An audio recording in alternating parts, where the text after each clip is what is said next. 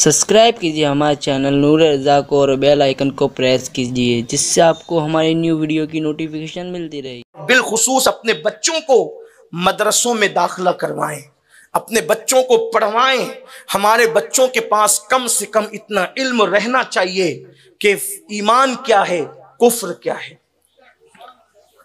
नमाज कैसे पढ़नी चाहिए, गुस्ल कैसे करना चाहिए, क्या बात कहेंगे तो मुसलमान रहेंगे, क्या कहेंगे तो काफिर हो जाएंगे। अगर आज मजहब बदलने की बातें की जा रही है, आज बच्चियां और बच्चे नौजवान इर्तिदाद की तरफ जा रहे हैं, तो उसकी सबसे बड़ी वजह यह है कि हमने अपने बच्चों को मजहब की मालूमात नहीं दी, दीन का इल्म नहीं दिया। इसलिए लोग माज़अल्लाह दूसरों से गुफ्तगू सुन करके गुमराह हो रहे हैं। वरना अपना मजहब इतना खूबसूरत मजहब है, अपना मजहब इतना हसीन मजहब है। आप 3 तलाक को ले लें, इसी तरीके से 4 निकाह को ले लें, इसी तरीके से हलाला जो असल हदीस में जिसका तस्करा है उसको ले लें।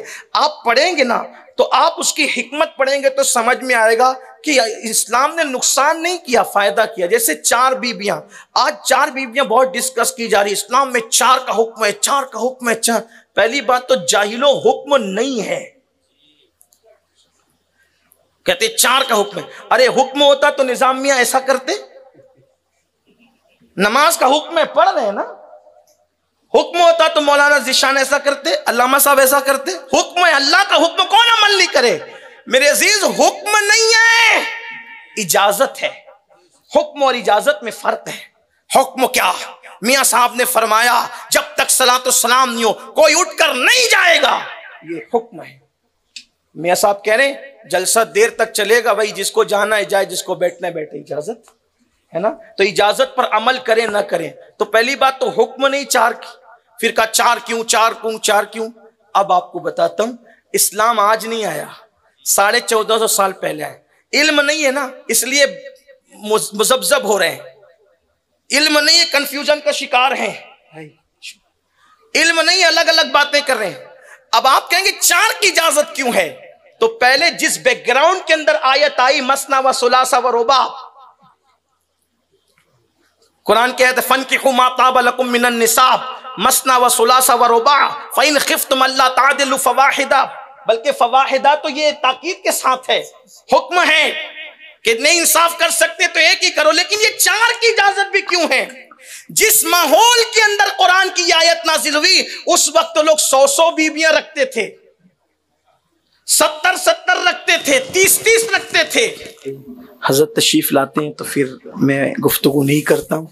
मैं अक्सर अपने अहबाब से कहता हूँ कि जिनसे सीखते हैं उनको सबक सुनाते हैं, उनके सामने तकरीरें नहीं करते।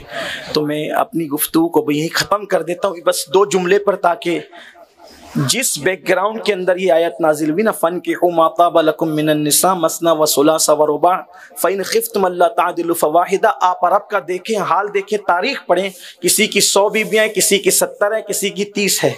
इसी तरीके से यानी कि वो कम करते ही नहीं थे। अय्याशी के अंदर अल्लाह अकबर, खित्ते अरब में उनकी कोई मिसाल नहीं थी। अगर आप तारीख पढ़ें तो आपको पता चलेगा वो करते क्या क्या थे। लेकिन इस पर कोई बहस नहीं। यहां तक किया कि वो अपने नफ्स पर से इतने मगलूब थे कि उन्होंने सफा मरवा तक पर जिना किया, वहां तक भी नहीं छोड़ा। ये सूरत हाल है। तो जिस माहौल में कुरान की आयत आई तो कहा 100 नहीं करना, 30 नहीं करना, 20 नहीं करना, अगर बहुत ज्यादा जरूरत हो तो सिर्फ 4 करना।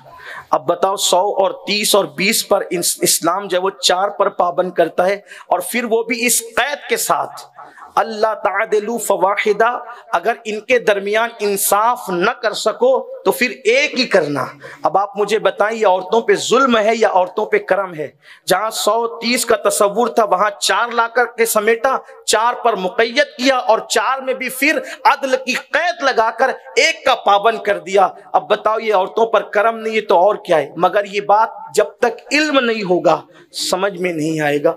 इसलिए मेरी गुजारिश है हम मदारिस की तरफ बढ़ें, इल्मी दीनी दानिशगाहों की तरफ बढ़ें।